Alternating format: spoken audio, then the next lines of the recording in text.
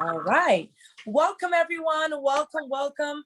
My name is Kamisha Superville. I am the founder of Ebk Events, and I have the prestige honor of working and partnering with an amazing organization that's doing wonderful things here in the community and internationally. Their name is the Lancaster Youth Forum, and they're doing phenomenal work in terms of entrepreneurship, in terms of helping young people with developing skill sets that can truly help them with their career as well as their entrepreneurial journey. So I am really, really excited to be a part of this organization. And I have the prestige honor of introducing the founder and the president of this wonderful organization, Claudius Phillips. Mr. Phillips, are you there?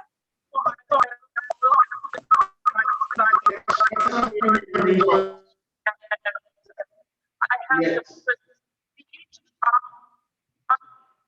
Yes, Commissioner, I'm here, but my video is giving me problems and that kind of stuff. So are you hearing me? Yes, we can hear you. All right, are you hearing me now? Yes, we can hear you, but we can't really see you. Yes, because I did this. Okay, why don't we do this? One moment.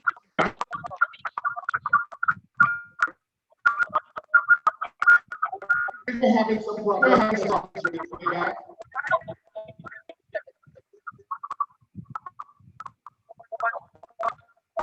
On your side. Don't we all love technology? Yay! Okay, so let's try to go out and come back in, shall we? Are you hearing me now? We can. It's very sporadic. Well, I'm thinking.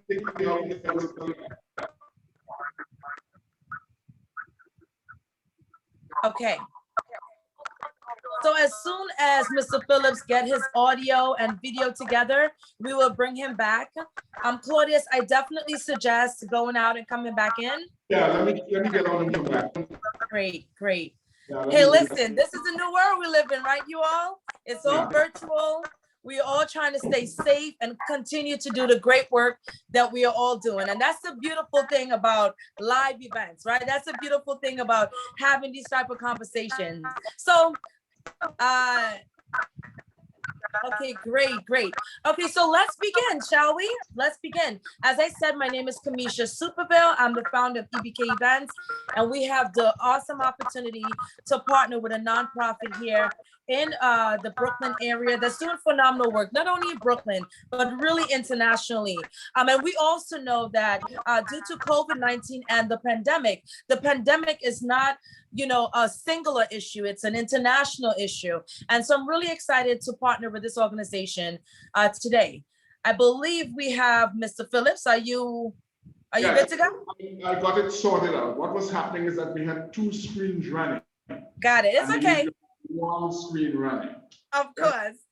It's okay. You can introduce yourself now. Right. My name is Claudius Phillips, and I think definitely I'm kind of handsome. Whenever I see good-looking ladies, I have to say, good-looking professional ladies, I want to thank you very much for being here this evening. I want to give specific, how should I say it? I need to do something extra for Kamisha today, because of the fact I met Kamisha about a month and a half ago, and Kamisha actually took it upon herself to do this event. Now, we've been talking about doing women's events. We usually did, but they're mainly pop-up stuff and things as it relates to art and what have you. And the last conference that we had planned got a beautiful facility here in Brooklyn, but could have no one to take it upon themselves to actually be part of the conversation. And I think it was because of the fact that the subject we were going to touch on was a very controversial subject at the time. But I'm thankful definitely that Kamisha could launch I'm Speaking. I like the fact definitely she used that little clip from your vice president now, who actually said to the former vice president, Mr. Vice President, I'm speaking.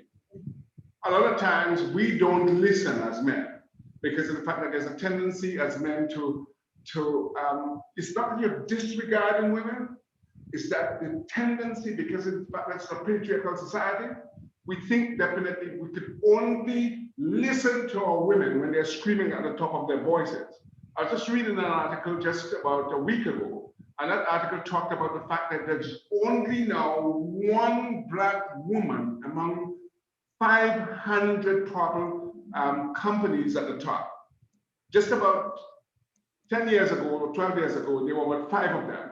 Ursula, Miss Nui, and a couple others that I could have named. Okay? Karen Bartz and a couple other people. Now there is only one among the Fortune 500 companies. We are saying definitely that we've got to change that narrative, because it's not that the women are less smart than anything else, but they've actually proven that the only time that they seriously think about them is when the company is in trouble. If the company is in trouble, put a woman. Best yet, put a Black woman and that kind of stuff. The hope is that if it fails, you can blame her. Okay? Most of these women have actually succeeded in turning companies around. So all the company that I know, like Pepsi, when it was in trouble, they put Miss Nui in. She was Indian from India, grew up partly in the United States, but she changed that whole thing around. Ursula, when they put her in at HP and that kind of stuff, HP was likely going bankrupt. But she took HP and made HP what the company is today. So for me, I take a lot of comfort in the fact that I know that there are a lot of female power out there, particularly Black female power. And of course, I've surrounded myself with a lot of females. I do it because of the fact that when I built a multi-million-dollar company the first time around, it was all female. I had 13 people, 11 of them were female. Are we understanding? Those people were responsible for a multi-million-dollar organization. And of course, I was just sharing with a couple of our young females this morning and that kind of stuff, and yesterday, the fact that we must dream big. This COVID experience is going to come, the COVID experience is going to go. But unless we take some of the better things out of the experience, we are not going to progress as a people. So I say to them that all gloves are off in terms of the fight that we have to fight, and we have to fight and get our women to understand that if we're going to walk in lockstep and that kind of stuff, they need to keep us in our place. I like them to keep us in our place, yes? And we are going to understand definitely that when they're speaking, we shut up and listen. Okay? Now, I want to thank you, beautiful ladies, and you professional women for taking on commission at this task, because in fact, it was a very short notice thing you recognize, but you have been able to bring it to this level. I know there are a couple of people who paid and they were hoping that they'd get in. Unfortunately, because of the fact that some people are having what they call challenges with technology, they have not actually joined us yet this evening. But I'm glad that she's recording it so that we can play it back to those who have not been able to join us this evening. But as we go, I know there are a couple who are likely going to join us later, because I just shared some of the links again with people who won't be able to get in. So we hope that they're going to join us a little later. So thank you again, Commission. Thank you again, all the panelists this evening. Yes? Go ahead, Commissioner. You can unmute.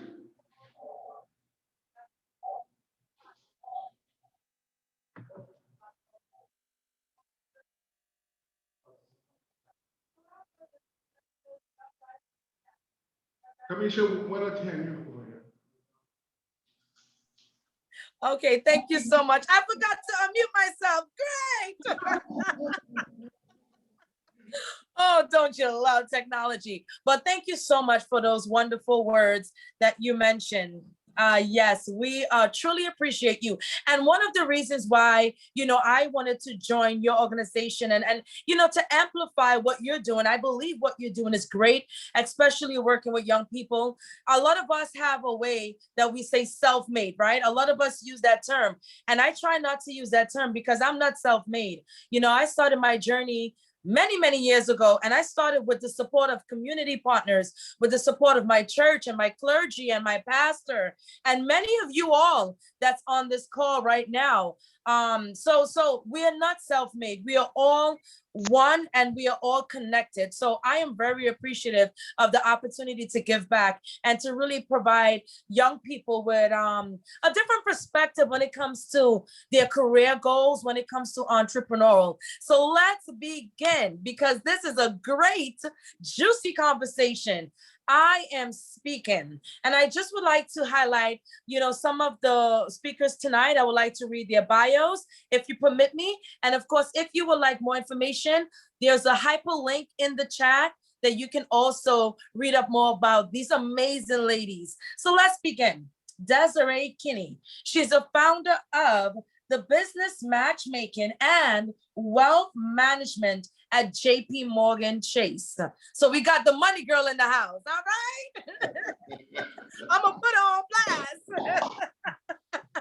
blast. Desiree, as I said, she's the CEO and the founder of the business matchmaking. And their website is www.thebusinessmatchmaker.org. Thebusinessmatchmaker.org. And as I said, she's an empowerment speaker, career coach, singer, songwriter, media and TV personality.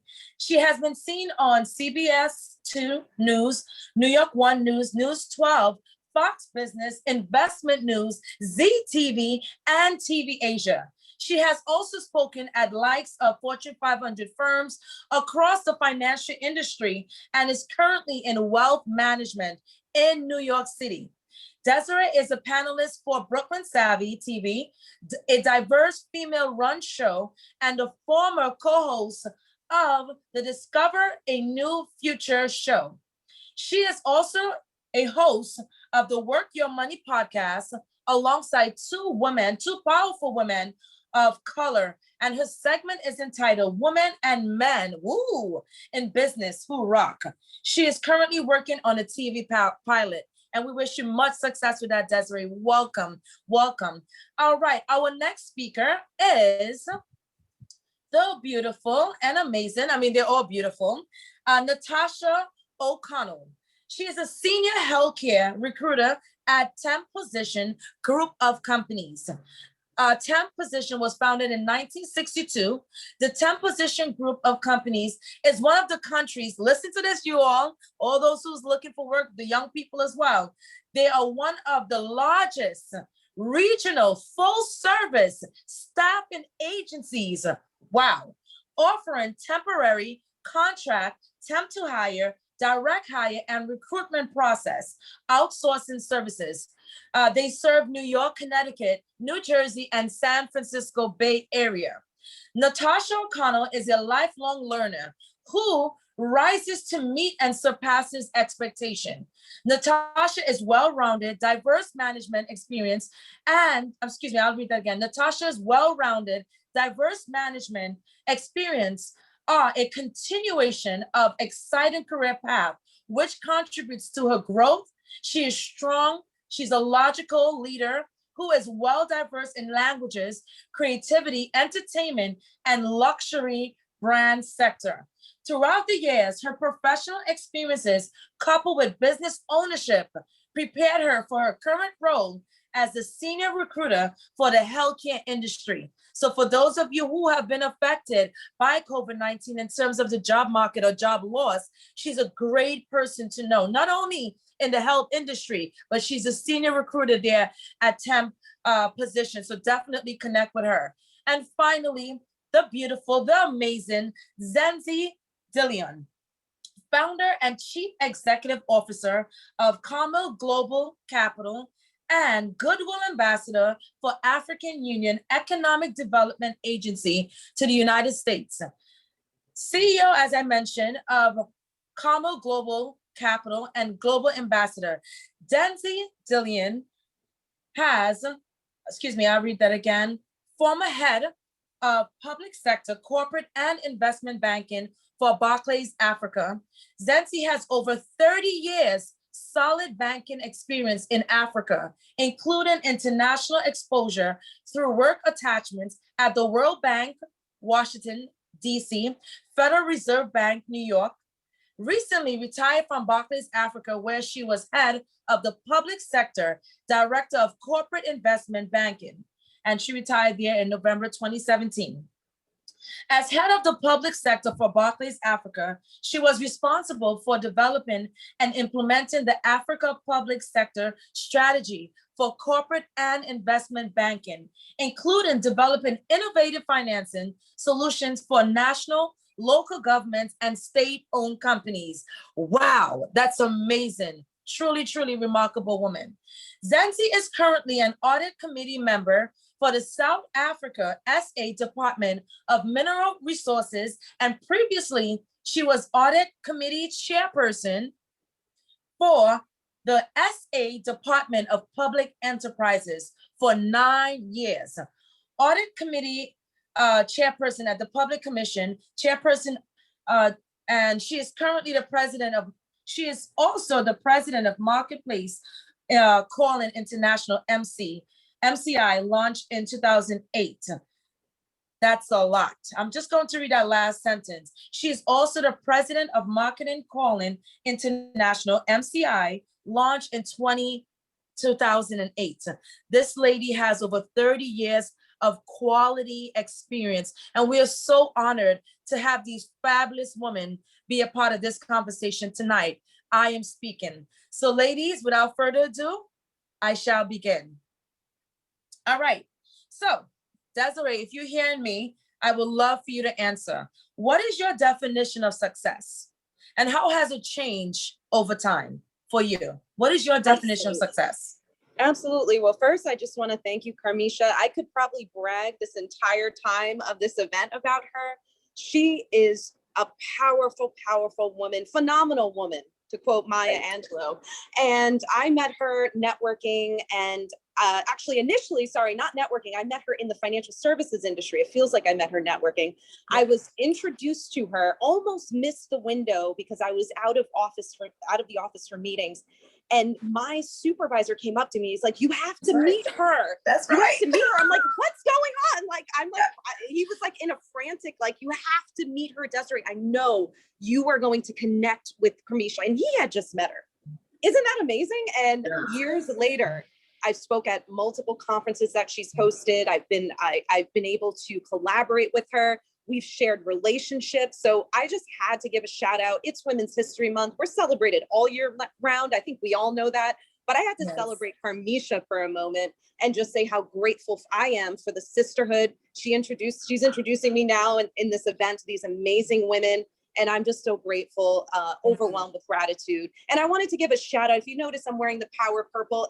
International Women's Day passed. It's Women's History Month. And I want to make sure it was just Equal Pay Day yesterday, though we're not just fighting for equal pay. We're going to exceed that, right? Wink, that's right. So I just want to say, in terms of success, because I will never get to the question, I'm too passionate. I think success is in the eye of the beholder. Why? Because each of the women and our male allies who are here supporting us today are aware and cognizant that every woman possesses their superpower. And you know what that is?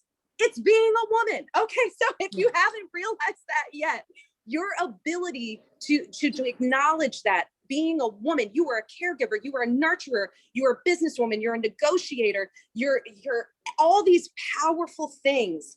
And when it comes to success, you're going to define that for yourself in terms of what fulfills you. I think one of the things we learned through COVID, and I know I learned personally because I had a very severe personal loss, is that we need to practice self-care and we need to get in tune with what makes us happy. No one can define that but you. I will quote the amazing, regardless of your political view, Michelle Obama. She said, "There is no limit to what we as women can achieve." And I think we need to remember that and embrace that. One thing I didn't put in my bio is I actually now host a women's collab call. And we're all about declaring your vision boldly and sharing it and being accountable for that with a buddy that helps you to reach those goals. And I think once you can actually define what that vision is for yourself and what fulfills you long term, then you can take that step towards creating actionable goals to reach those measurable results. And from there, you will be able to create success in your eyes as you see it. Absolutely. That is beautiful. Absolutely. I agree. And thank you so much for your warm welcome as well. All right. So we will pass it to Natasha. Same question. What is your definition of success, or have you reached that pinnacle in your career? Hello, everyone. Thank you so much, Carmisha, for having me. This is really great. And I feel honored to be here. You know, I think when it comes to success and happiness, it's like a work in progress. And I think that it means so many different things within the context of our lives, you know, because, you know, as women, we not only have ourselves, we have our children, perhaps, you know, our husbands or partners, whatever. It's like, it's a lot. And we have our careers, we have our own hopes and dreams and goals. So every day I'm working towards getting to my, you know, happiness or success. But I think that I've come to establish that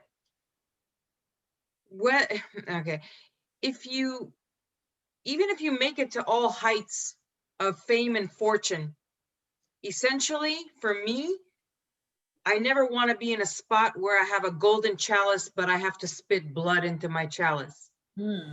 So I would rather maybe have less, but be happier, and just have goals that are measurable and attainable, so that I don't feel strangled by being unrealistic towards a goal that nobody can attain, you know? So I think that's really the happiness, is like having those conference calls with yourself, and also being realistic and not believing everything you read and see.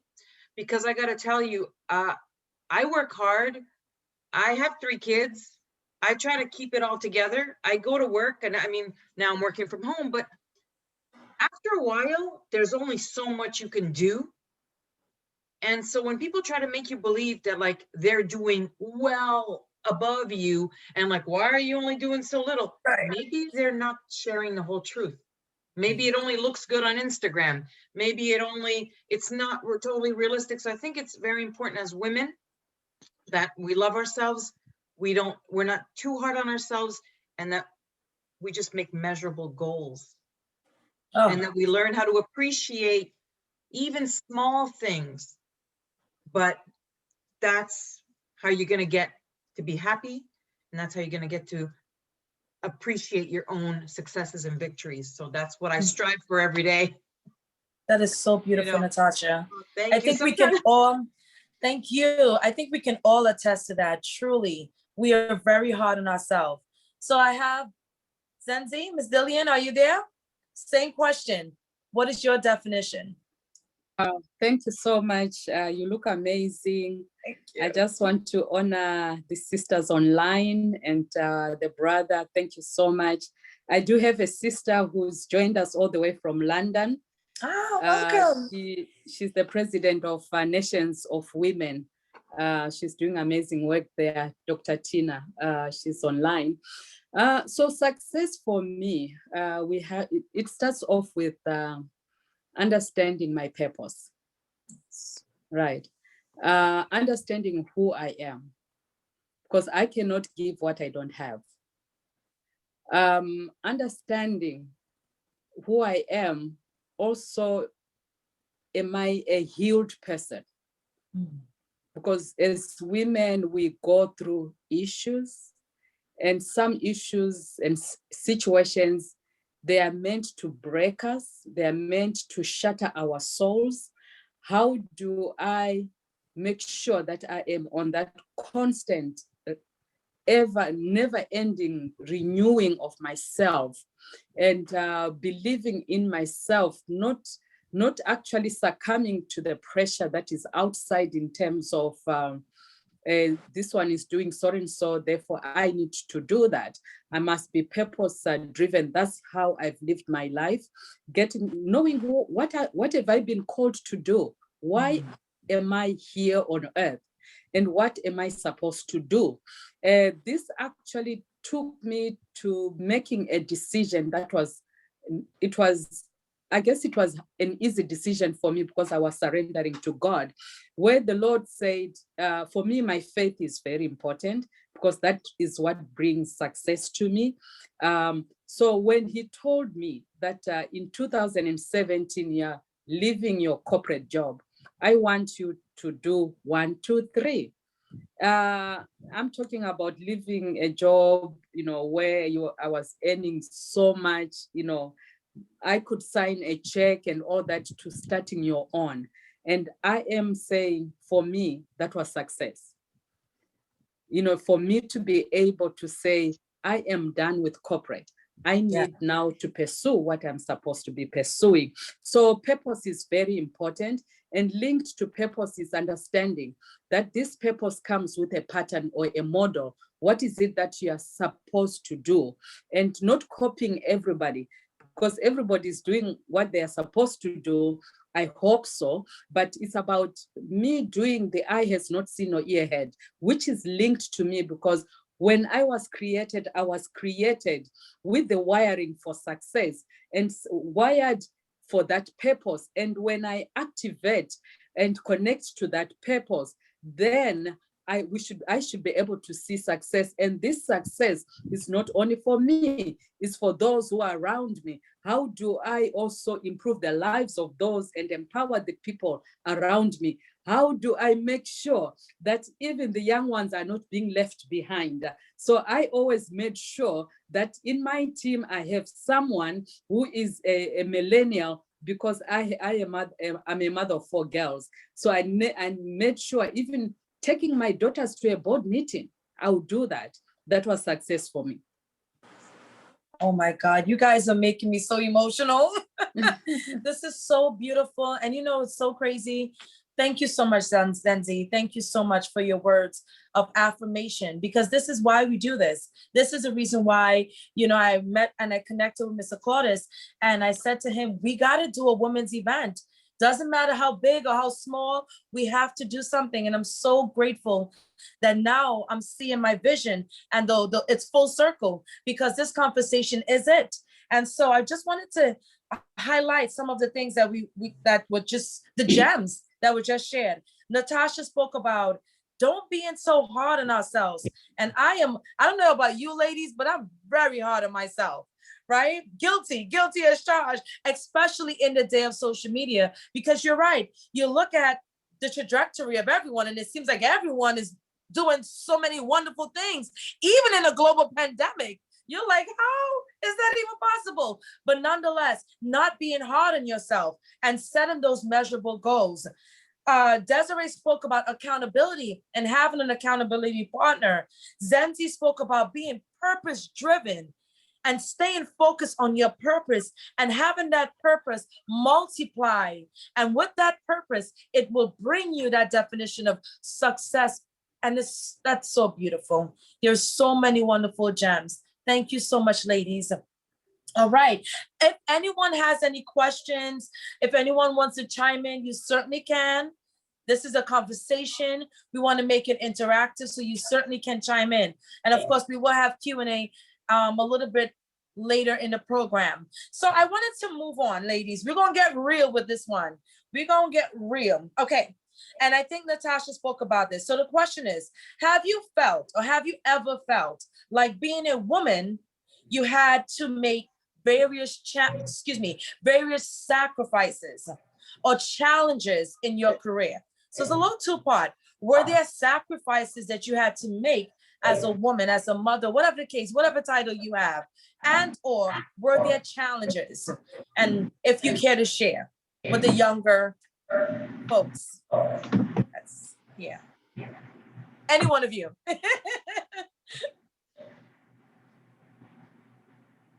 Anyone. Well, I guess I can share. My dilemma was when I started my family, I had a really great job. I worked for Shiseido Cosmetics. I was marketing liaison.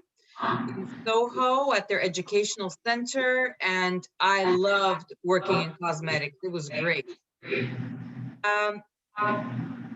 The problem was, though, I couldn't do both. I couldn't just have my child and dump him off to childcare. That was my dilemma. So it's like, okay, what am I going to do?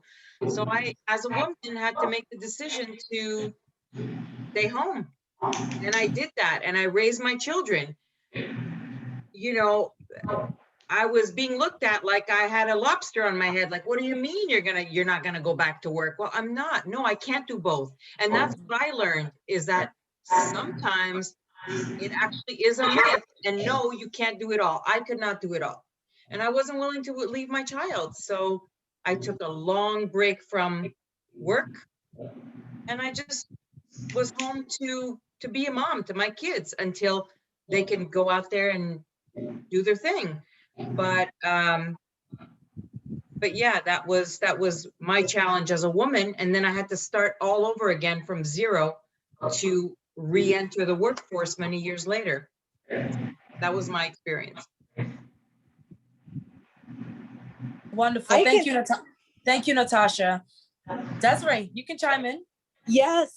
So, and thank you, Natasha, for being so vulnerable and sharing that, because I think one thing, when people see women doing it all, they really think it's that easy. Like, I believe we're super women, but remember setting those realistic expectations, because it's not about, the past CEO of Pepsi said, sorry, I always do these sidebars before I even answer the questions. But the former CEO of Pepsi said, listen, ladies, I know you want to do it all, but you can't. And everyone's eyes, they're like, did she just say that? Oh, no, she didn't. She wasn't saying realistically, can you do it? She was saying, do you want to? Do you want to burn out? And the reason I mentioned that, one theme in a prior program, actually one that I participated and graduated from with JP Morgan, it's for their Women on the Move program. We talked about power outages. Are you going to allow yourself to have an outage, or are you going, so during COVID, right, you had two doors you could take. That's what I described it. It's obstacle, opportunity, right? The opportunity is, once again, to take care of yourself. Use that time for reflection and growth, because to go to Natasha's point, it wasn't about, does she want to? Is it going to be healthy? Is she going to be happy? So I wanted to thank you for sharing that. So I'm going to take the side of the challenge versus the sacrifice, because I think Natasha hit it dead on with the sacrifice side. So I'm going to talk about a challenge. As you can see, I'm a woman. As you can see, I'm a woman of color, right? So, and I share that with quite a few on this call. So, and some of my guests, thank you for joining tonight. I have some wonderful guests, Teresa, Julie, Molly, sorry, gave you guys a shout out. I put them on the spot, but I love when women show up for other women. Yes. And I know there's a few others that may be joining. So thank you, ladies, for coming and joining tonight. So my challenge that I've faced is, when I started in financial services, which I stumbled upon, I picked marketing. And a part of me is like, well, statistically, they've done studies on it, and women, we are really great in a lot of areas, right? But we do actually have a knack for the arts and being creative and whatnot. And then also the sciences and the math and all of that too. But I went with marketing because I'm like, I'm creative. I want a realistic career path and blah, blah, blah, blah, blah. And then somehow I ended up doing a finance internship at Merrill Lynch. And I was like, wow, I walked in, I'm like, where are the women? Like, wait, am I in the right? Where are the women? Like, seriously, like as an intern, I was like, this is the world that I'm entering. There's one secretary that's a woman and the other woman's married to like the senior partner. Yeah. And then there's me. And so my challenge was, I was fearful. I was so scared because I thought, no one looks like me. I can't relate to anyone. How am I going to find a mentor when I can't have someone that I can relate to? And it wasn't that I'm all about, I have a very strong male network. I have strong male figures in my life. I'm very blessed, but I wanted to be able to connect, to be able to have someone who can help guide me in my career. So when I ended up getting an offer, I had this moment, this insecure, vulnerable moment where I said, Desiree, don't do it. You're going to fail. And then what happened is I talked myself out of it. I did that self-talk, took the offer, and then they're like, first day, so you guys are going to be passing your Series 7 and 66. I'm like, no, I'm going to fail. So all I could hear was fail, fail, fail, failure. And even my male coworker who became a good friend was like, Desiree, you're not going to fail. Stop telling yourself that. I know you're capable of doing that. See how those male influences, the allies come in? And guess what happened? I passed the 7 and 66 on the first attempt. The pass rate on the first attempt is actually very low. And I was confident. I was confident when I walked out that test room. I'm like, I'm going to have to find another career. It's done. And that Series 7 exam is close to 6 hours long, by the way. Wow. It's like half a day. I saw the sun go down, up and down, all of that. And I actually, one of the senior directors of JP Morgan said, honestly, herself, she was terrified she would fail the exam. And there's studies that say the reason women aren't as there aren't as many women in the financial services industry, and there's still a staggering low number statistically of women who are financial advisors because they're afraid of the test. When really we are known to be excellent test takers. So the reason I say that is I want to tell you, stop with the limiting beliefs. Let go of that inner critic that's telling you can't do it, because you're your worst enemy, but you can be your biggest fan. So that's it. Yeah, come on, drop that. I'm really like drop the passionate. ball. Okay, drop that mic.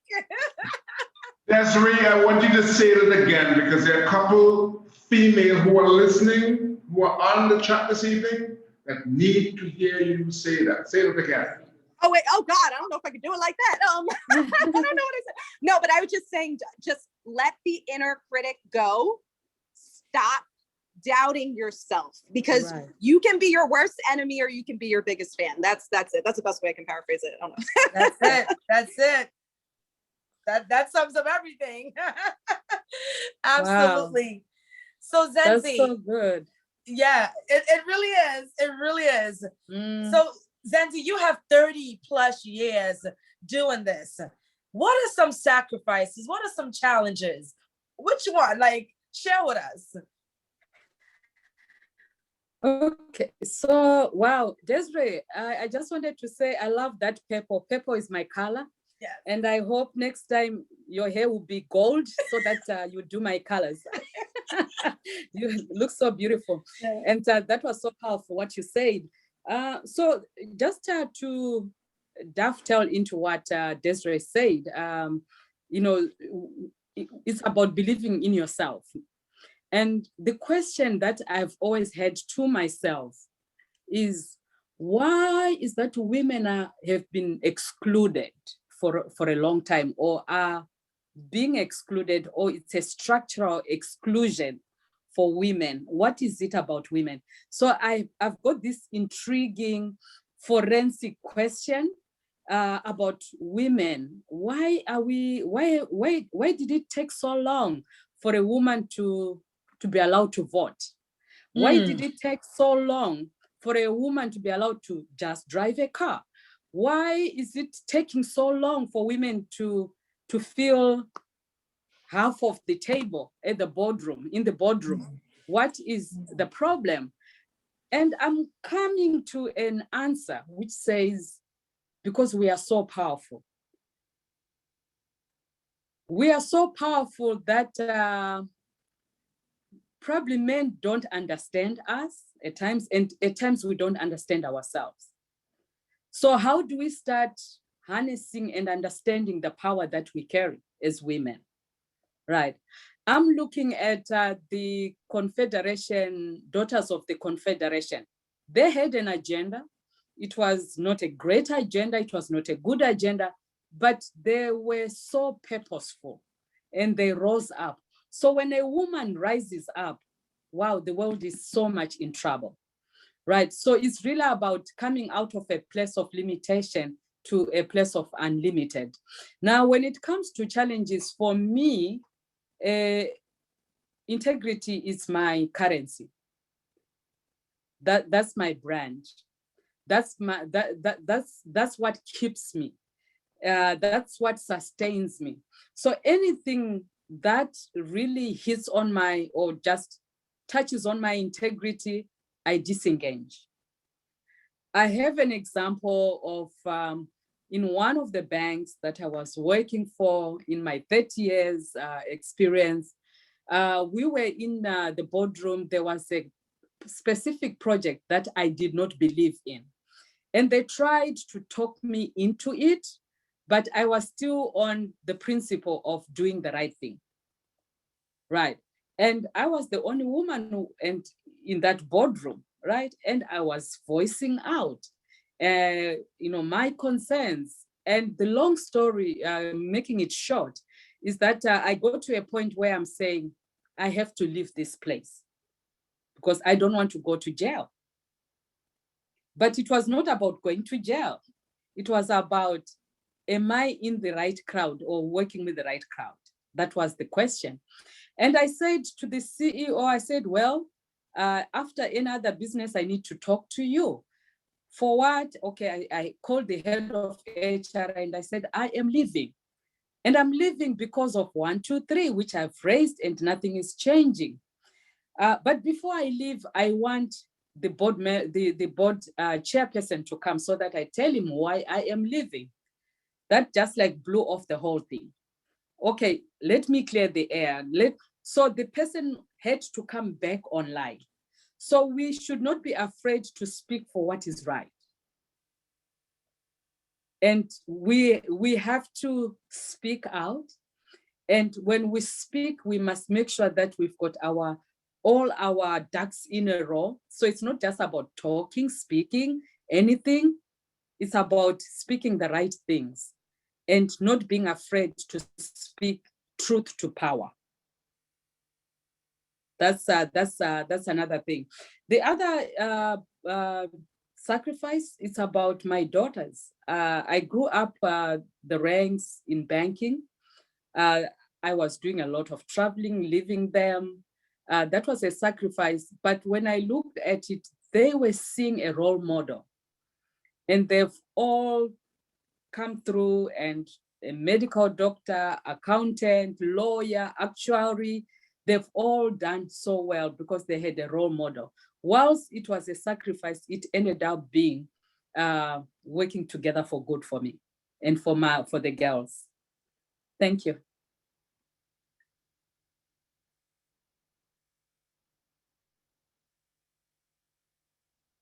Can't hear you.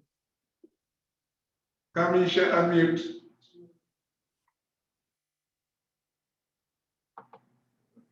We can't hear you. We can't hear you.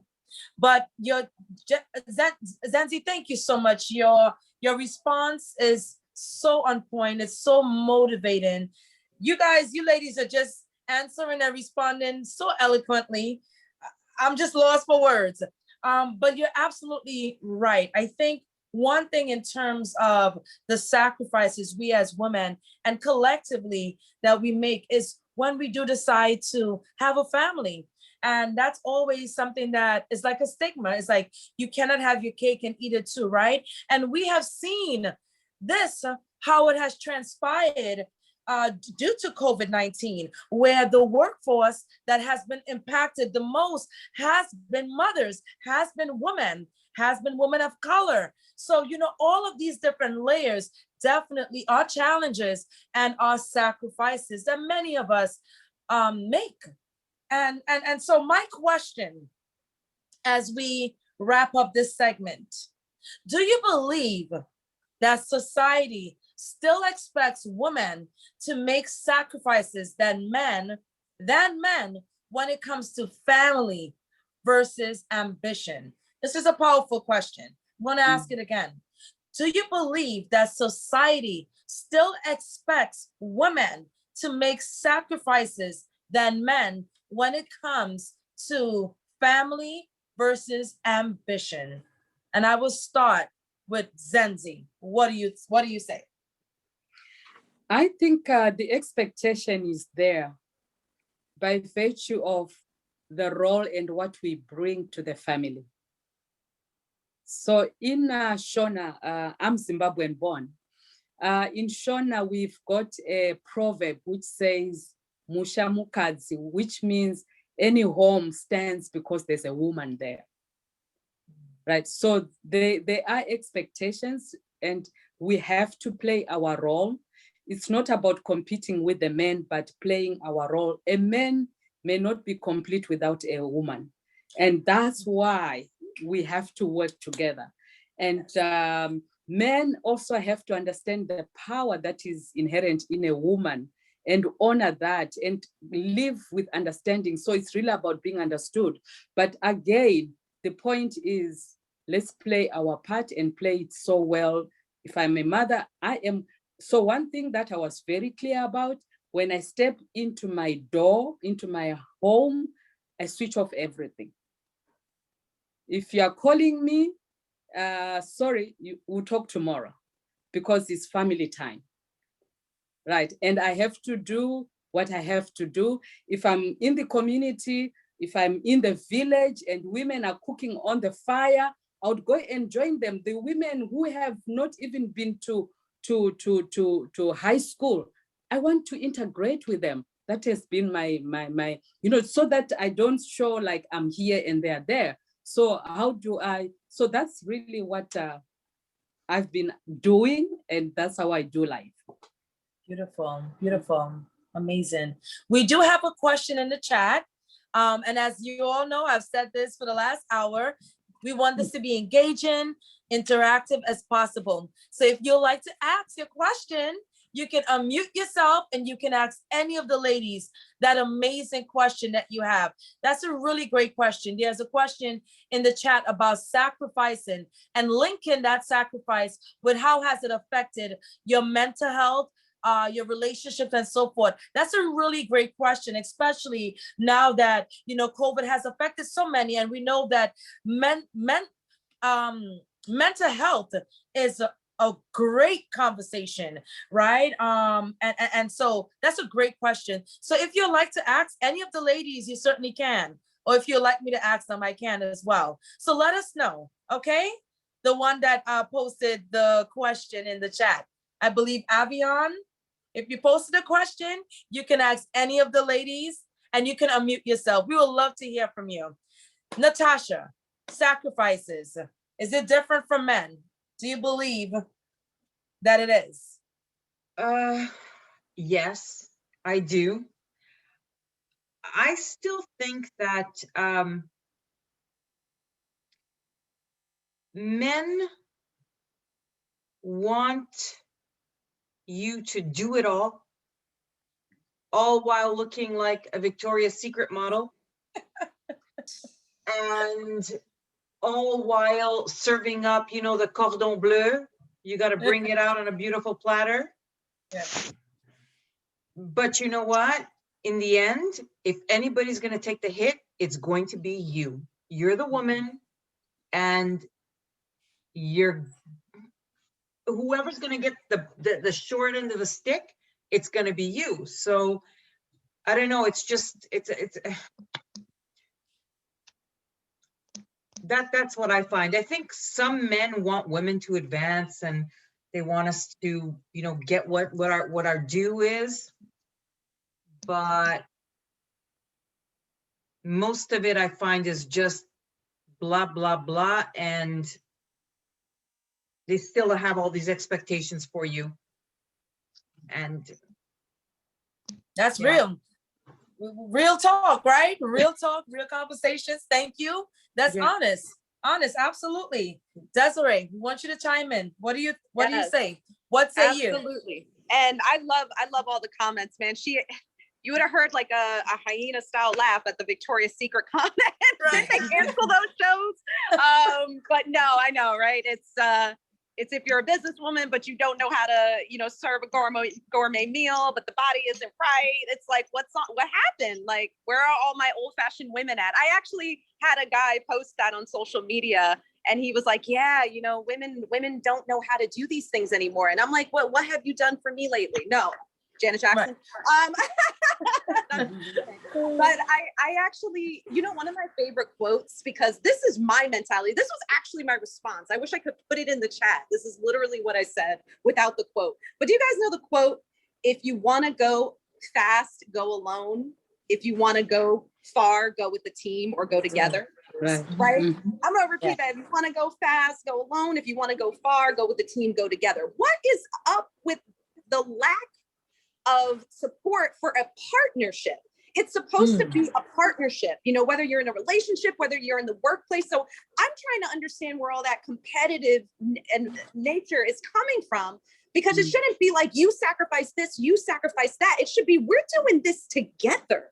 We are trying to reach the next level and excel to the highest of our ability. And the only way we can do that is by joining forces and coming together. There shouldn't be sacrifices of that extent on either side, male or female. So what I'm hoping for is a transformational shift in our mindset and the way we're going about these things. I actually just interviewed a guest on Brooklyn Savvy TV on mindfulness and how that plays a role in the workplace and how we interact with each other and our mentality around relationships and how that can impact productivity and how that can impact our happiness, right? So I think ultimately there needs to be a shift in this mentality. It doesn't mean old-fashioned ways of doing things has to be completely extinct. It means we got to mix a little old school with the new school. The new age woman can do it all, as we said, but the reality is we need support.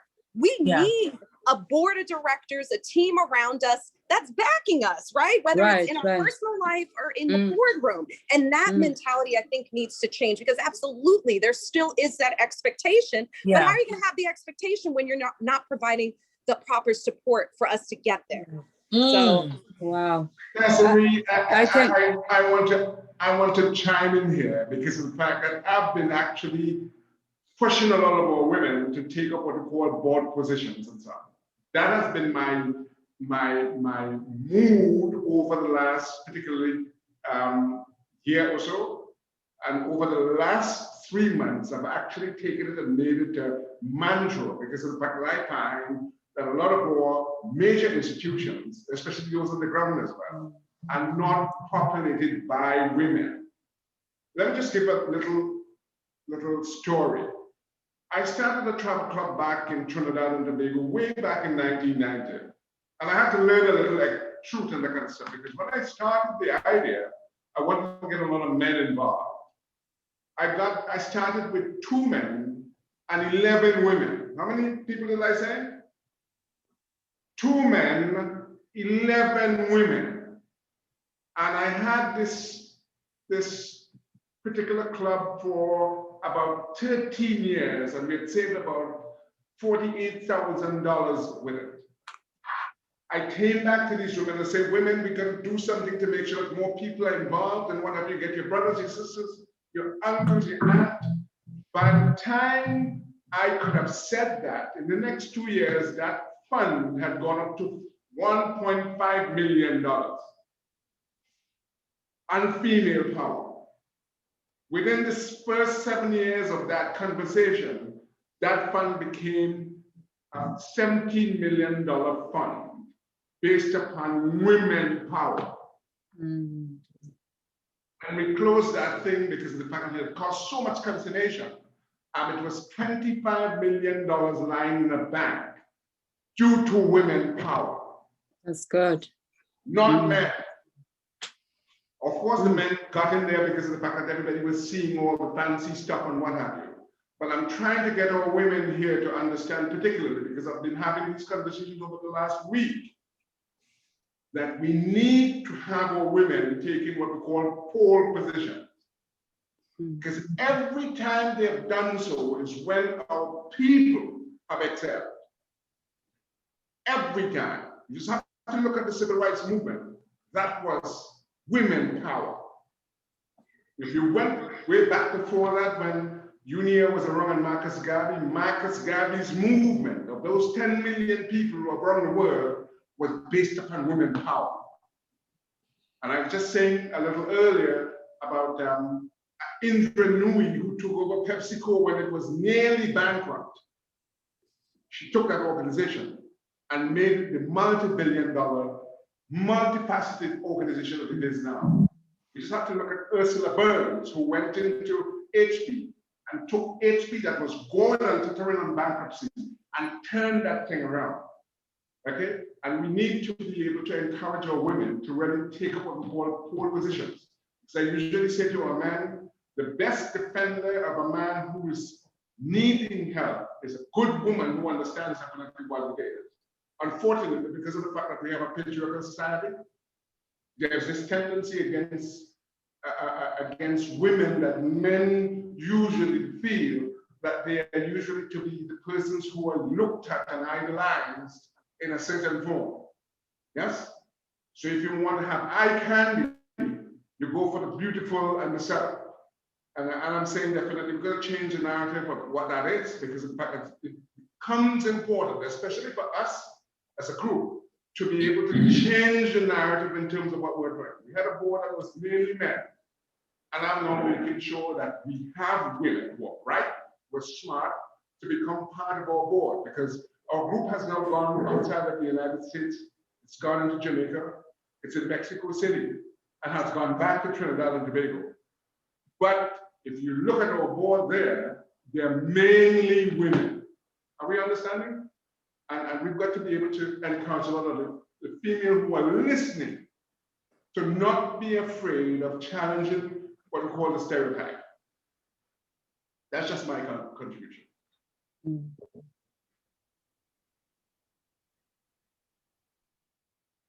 Wonderful. Hi, Wonderful. good evening, Absolutely. everyone. Carmisha, I just had a question. This is Julie Powell here. Thank you, Des, for inviting me to this wonderful networking opportunity. So far, I'm really impressed by all of you, and thank you for your knowledge sharing. That's really important, I think, to, just continue this thread of empowerment. And so this is for any of the panelists, each of you, if you'd like to respond, but I'm curious, what do you do? How do you pull yourself out of professional ruts?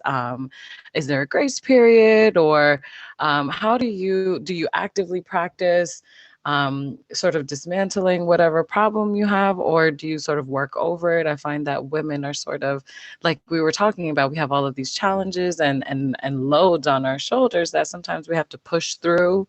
And I think we can all agree that sometimes that may not be, the most conducive to our healing or productive for our work. So, but if that is a method, I'm happy to hear. But how do you approach professional ruts?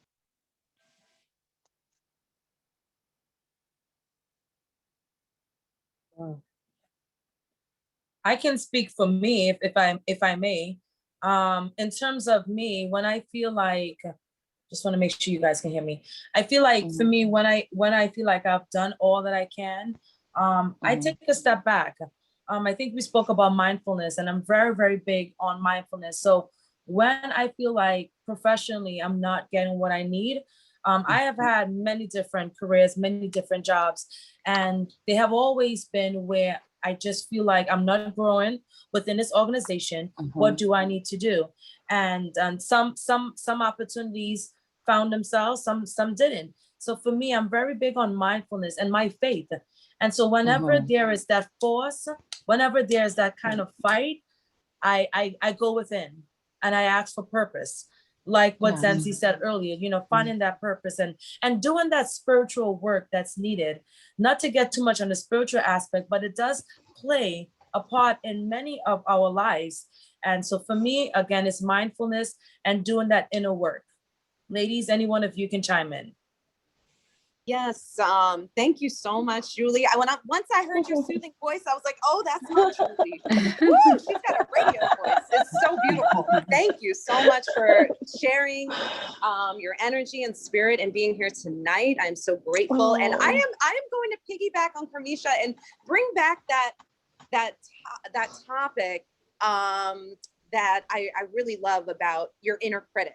And it's just because I did a whole program on this. And I think a lot of that professional rut mentality is based on the inner critic that's getting in the way, right? Because there's two ways that you can see a situation. You can see it as a problem, or you can see it as the solution, right? So you can, when I face challenges, I think the biggest thing for me is having that ability to talk myself out of going crazy, telling myself I can handle any situation that comes my way, and allowing that time for self-reflection. So whether it's that 15-minute break, taking a walk, listening to music, dancing in your living room, I don't care what it is, whatever you do to replenish, refresh, and rejuvenate. I think that's what we need to do a little bit more of. And as I mentioned, a lot around self-care and taking care of yourself. It helps to, like you said, around the conversation of mindfulness, and helps with the way that we react to things, the way that we respond, the way that we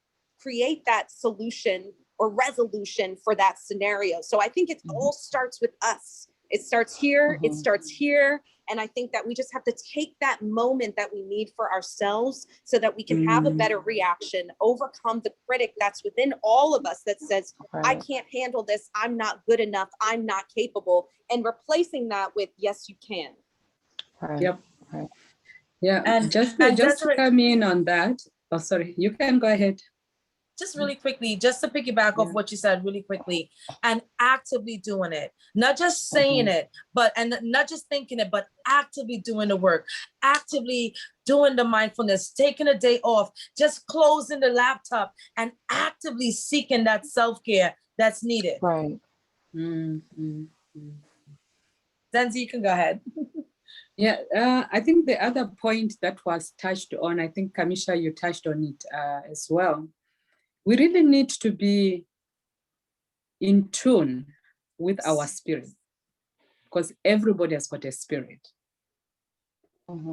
The problem is when there's a disconnect, then you are just floating here, your spirit is here.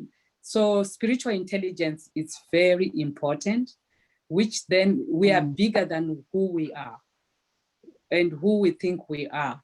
So when I connect in that space, I'm talking for myself, just knowing that I was spirit before I was in my mother's womb. Therefore, I'm in that space. And therefore, I need to know something bigger. Therefore, I may need to know the things to come. The spirit can reveal, your spirit can reveal, the spirit of God in you can reveal what is around, what is going on. There was a time when I was invited to sit on this board. And this board, I said, who are the people around the table? There were big names. And I said, oh, but, I'm just like, it's this self-critique. Maybe I'm just, small around the table. That was not it. So what I said, Lord, I connected, to my spirit. I said, we have to do it. And I was then told to even chair it. So it taught me courage. I needed to get through that, to say, oh no, on my own, I can't. I have to hitch myself to something bigger than me. Yeah. That then gave me the courage to be able to sit and chair that audit committee. Amazing. Thank you for your thoughtful responses, ladies. I appreciate it. Thank you, Julie. Natasha, Julie, you want to chime in? I wanted to ask Julie if she had a specific question more about like what type of rut you feel that you're in. I would say I think we did touch on it, but having that critique of am I doing enough, or am I succeeding? Am I reaching my maximum potential? How do I evolve from here, or how do I sort of maximize where I'm at?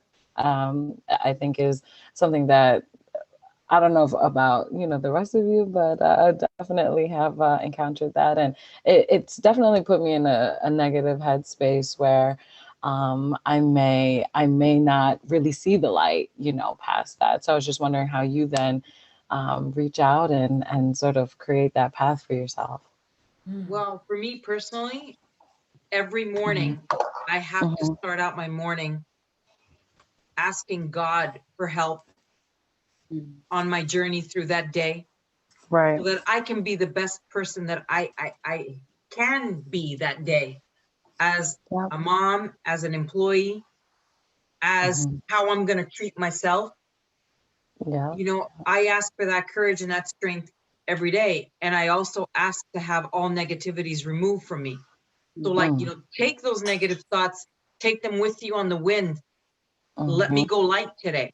Take that with you, you know, and I just Okay. ask for the burdens to be relieved from the morning so that I could give myself a break and know that it's all okay. It's fine. Right. Everything is perfect.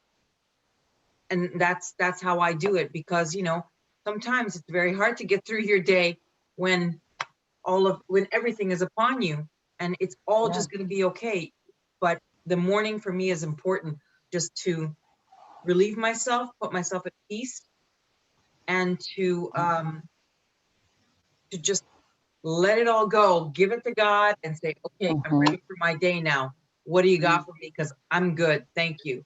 That's Mhm. that's my go-to thing every morning. Absolutely. Thank you Affirmations. so Yeah. much. Yes. Yeah. Could I Thank Thank you. you. piggyback off of that? What Natasha said, because I love, and I'm gonna be real vulnerable and honest with you, ladies. I've fallen off a little bit on this because I let life get in the way. And I'm Yeah. being real with you right now, because all during COVID, I woke up every morning, I'd say a prayer, and I'd say at least 5 things that I'm grateful for. And I was watching, you know, and I'm not trying to get spiritual on you, but you know, we kind of mentioned it, but I was watching my virtual church like regularly, and I was really in tune with practicing gratitude.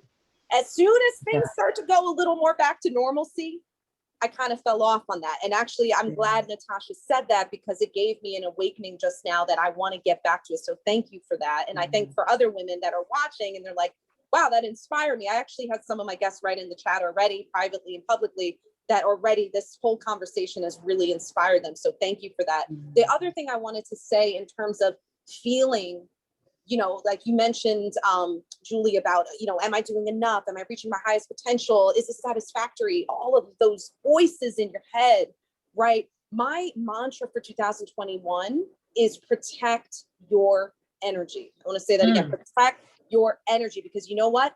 A lot of the forces in the universe are probably a part of the reason that you're feeling that way, right? You have social media and all these picture perfect, unrealistic lives where it looks like everything's so glamorous and wonderful, right? And it's setting unrealistic expectations when reality is, and yeah, this is because I know Julie, she's killing it, right? But the reality is in your head, you're having all these voices. So I want to re-emphasize, and I have a little running joke, I put it on one of my posts, because I'm going to start building this blog.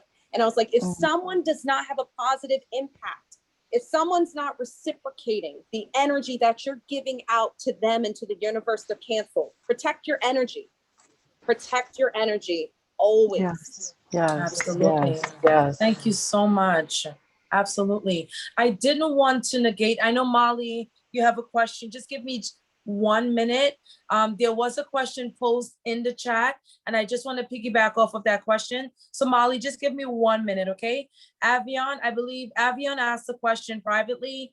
Zienzi, she wanted to know, how have you dealt with sacrifices in relations to your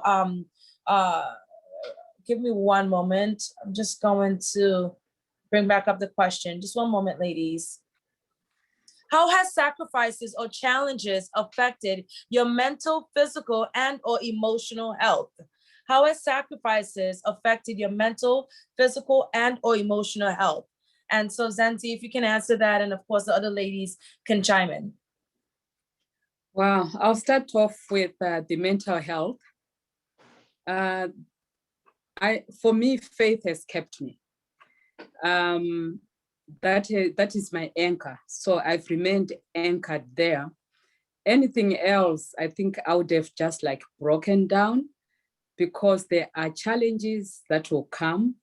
There's opposition that will come. And how do you deal with that? So the word of God for me has kept me, and it's about how to live that word without me speaking and quoting scriptures before people. So that's one thing. Secondly, I can give you an example. There's a bank that I joined. They were on the verge of losing their banking license. And I'd gone there to set up this division. And this person came and he said, can I have some drugs? I said, drugs? It was a man. He stood by the door of my office. He said, can I have some drugs? I said, what drugs? Do you have a headache? He said, no, drugs. It looks like you take drugs. You're too cool, in the midst of all this. So I saw that as, wow, the peace that surpasses all human understanding. And it does not mean that I am not engaging with the issues, but I am not making the issues to go over me and bury me, right? So that's really what has kept me. And then the physical health, the body, that has been an issue for me because I didn't have much time to exercise. Right now, I'm being intentional about it. When you are in those meetings, you go from one meeting to another, there's food, there's what, you're just putting on weight and not being intentional about what we take in. So the body was a challenge for me, but now I am working on it. So and then the soul, because once we allow the soul to be shattered, we are bleeding and we'll be bleeding on everybody. At one time, I was feeling like that, and I was not a good leader at all. I was actually causing pain to the people that I was leading because I was being hard on them, because I was being hard on me. I'm not understanding what is going on around me. And I was causing pain to other people by pushing them too hard. And also when I cause pain to them, I am also causing pain to their family members. So the impact is so big until I had to, this is what I need to do. And I need to get back on track. So yes, those challenges, they do come, but it's about how do you get back on track? Thank you. Thank you so much. All right, ladies, thank you so much. These questions, our interaction is so beautiful. It's so motivating. And the conversation here is so elevated. We definitely invite you to come back on. Thank you all. I'm just lost for words. It's such a powerful gathering here. And I'm so grateful for the opportunity for us to meet virtually. Molly, I know you have a question. You can go ahead and ask it or you can type it if you're still there. Oh, it's okay. Never mind. Are you sure? Yes, I'm sure. Okay. All right. Thank you, Molly. So as I said, ladies, we are going to wrap up. This has gone a little over, but it's beautiful. It's a beautiful thing to have these conversations. So thank you. So ladies, before we ask our last question, does anyone have any questions? Anyone has any comments?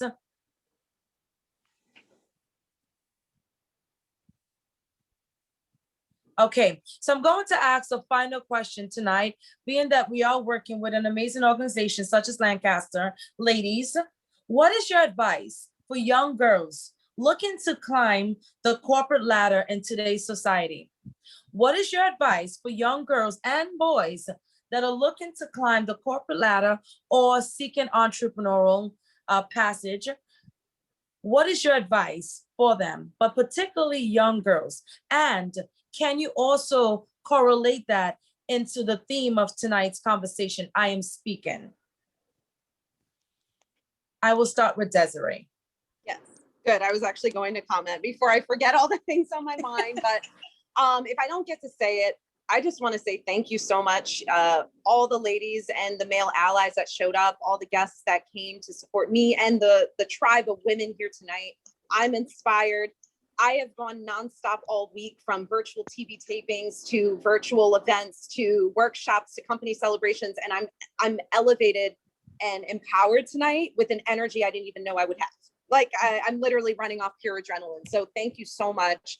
I'm going to start with one of the quotes that I actually always share with the youth when I do presentations. I actually just spoke for the Future Business Leaders of America for the state of New Jersey, which empowers high school students that are approaching their college years as the next chapter. And that quote goes like this: your smile is your logo. Your personality is your business card. How you leave others feeling after having an experience with you becomes your trademark. And the reason I love that quote so much is because when we talk about I'm speaking, right? It's all about your brand, your identity, your awareness of who you are and how you show up in this world. That is the most important thing. How do you show up and how are you remembered? It takes a very short period of time to be forgettable. So make sure that you're memorable. I host a lot of personal branding, LinkedIn workshops, and I talk about that because I think the identity piece is key. Because if you don't believe in you, why would anybody else? We have to remember that confidence that resonates in the universe around us. We create that. We create that energy, that magnetic force where people say, I want to hear you speak. Your voice is your microphone. Right? So remember, every time you can pick up the fake mic if you want. You could pick up a water bottle or a toothbrush. No. But your voice is so powerful. I actually have a woman who's a part of my network that teaches all about how your voice and how you project and the confidence with what you're saying. Sometimes it's not even about what you're saying, it's how you're saying it and how that's being received by your audience. And I think that's so, so key. And I think in a month that we're celebrating women and elevating ourselves, one of the things that's been historically in society marginalized is our voice. Women across the world are still fighting for their right for education, their ability to reach higher levels in their career, to even pursue a career. Right? It's that mentality. You cook, you stay home, you're a caregiver, you take care of your family. There's nothing wrong with that. I'm a nurturer. I love that. But to be limited in the belief systems within society, we have the power to change that. And I think we need to realize that gift, that superpower that we have. And I will just end it with another quote that I love, Gloria Steinem. I'm going to paraphrase it, but it's, I'm not giving up my torch. Thank you. I'm not giving up my torch. I'm passing my torch. Because if we each have a torch, there's a lot more light.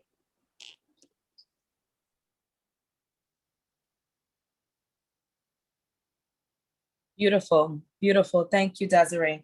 And you're absolutely right. Thank you. Natasha?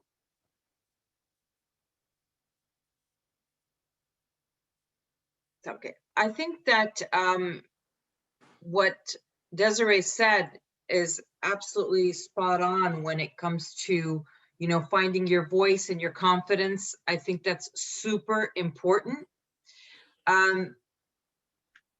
because it is your brand, but I think it's also important to, because, you know, finding your voice and your confidence, that's going to take practice and time and coaching sometimes. And, you know, Lord knows what, it's not, I mean, it's sometimes easier said than done, but you can work on it, you know, and you can find buddies to help you work on that. I think that as building your brand for young people, be known for something even when you're quiet. So be known as the person like, okay, what are you going to bring to the table? Well, I'm the girl who always shows up on time. Right. Many things might happen, but I will never be late. So that's already there. You're a winner compared to what, 90% of the people standing behind you who can't get anywhere on time. It's very important. Or I gave my word and my word is golden. So be known for those type of, you know, for lack of a better word, old-fashioned values. Yeah.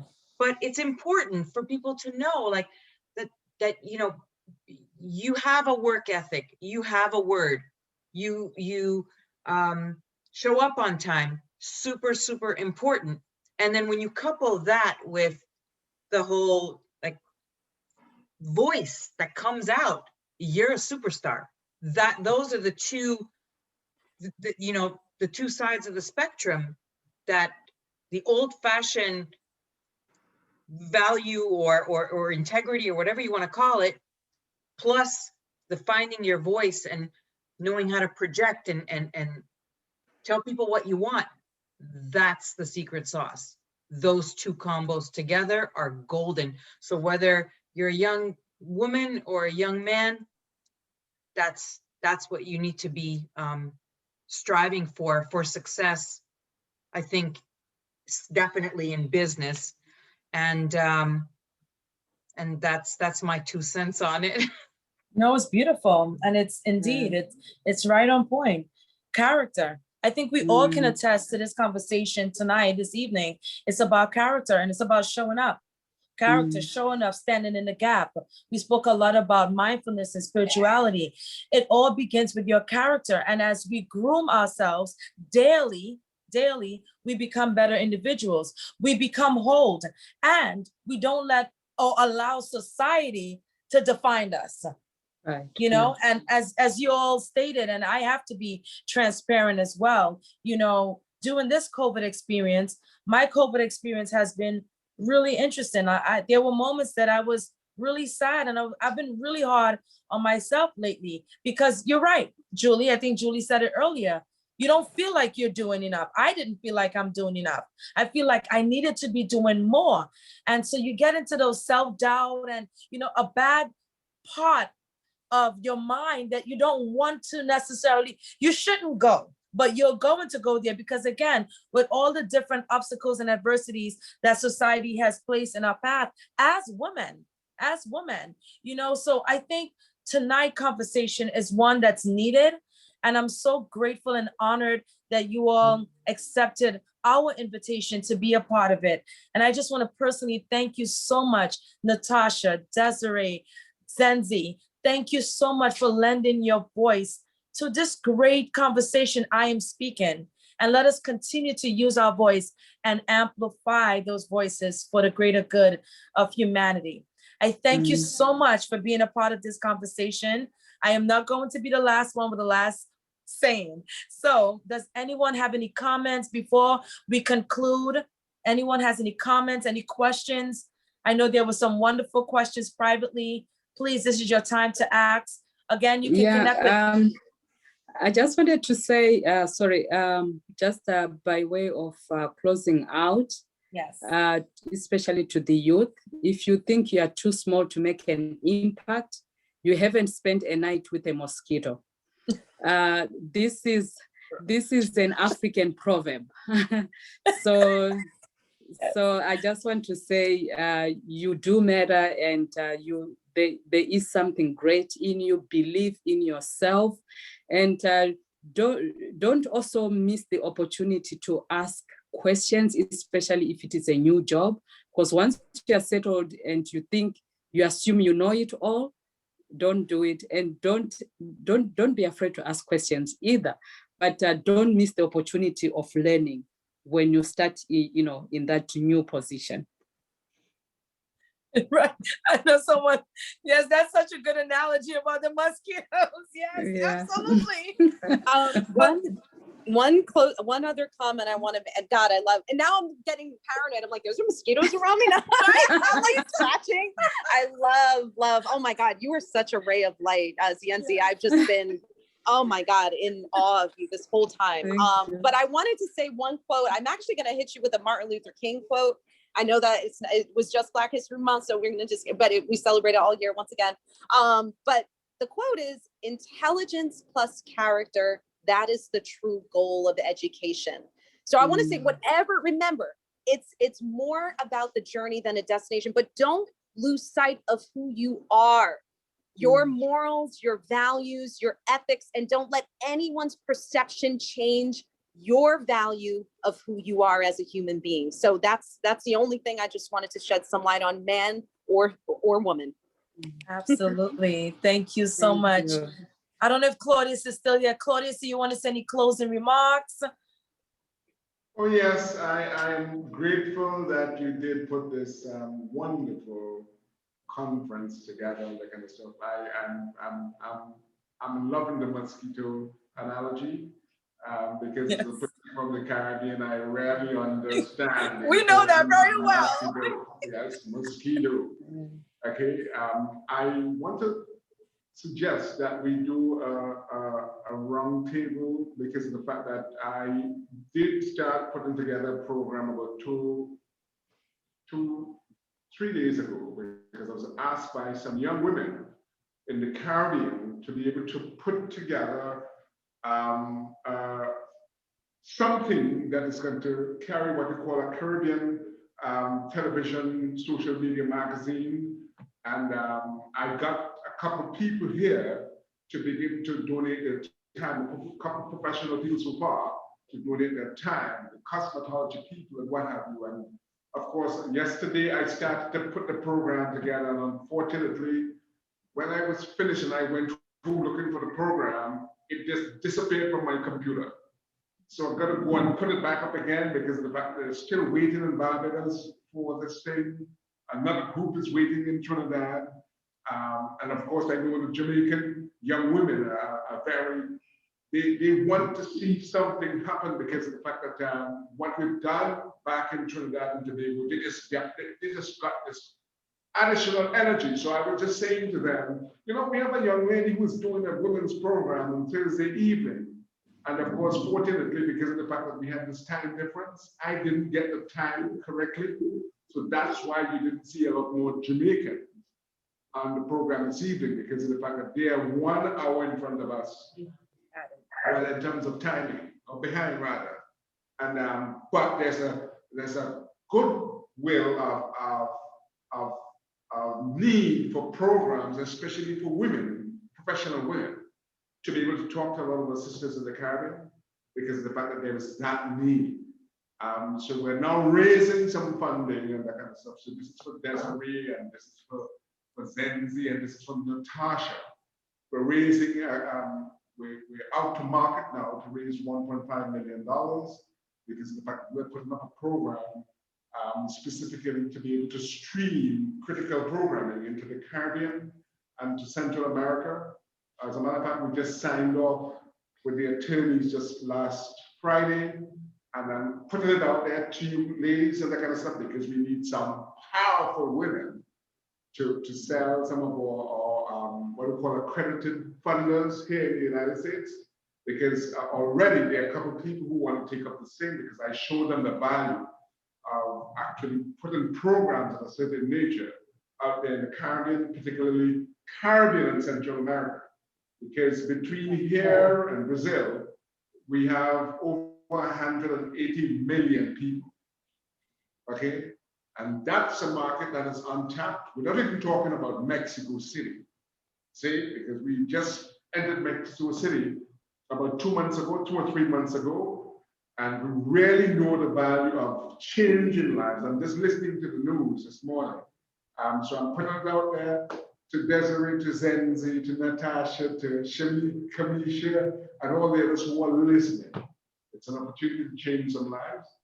And I want to thank you for being part of this exercise. And I need everybody to give Kamisha a hand or a round of applause. Let's give Kamisha a round of applause. Thank you. It's an honor. It's an honor to serve in whatever capacity we all can. And so thank you so much, ladies and gents. Thank you for your participation. So we are going to close, and we have a huge announcement. I am going to send out an email. So for those ladies who have business or thinking about business, there is a $10,000 giveaway. And I'm going to send you more information on that. This is not by EBK or Lancaster. It's another organization. And I wanted to provide you with that opportunity to enter and be a part of that conversation. So I will send you all a follow-up $10,000 giveaway. So get ready. And of course, I will be sending out thank yous to everyone that's a part of this conversation. Make sure you guys send us your email and stay connected. We are going to continue these powerful conversations. Thank you so much. As we conclude, 3 gems, I wanted to leave it with you all as we conclude. Natasha spoke about measuring success and not being hard on ourselves. Desiree spoke about having an accountability partner, and again, really not counting ourselves out. Zanzi spoke about being purpose-driven and staying focused on our impact. And again, of course, have we ever spent a night with a mosquito? We know mosquitoes are dangerous, right? Exactly. So that's a beautiful analogy. I want to say thank you again. Have a good night, everyone. Thank you so much. Be well. Thank you. Thank you. Thank you. Thank you. Good night, everyone. Thank Good you so night. much. Bye, Good everyone. night. Bye. Best. Bye.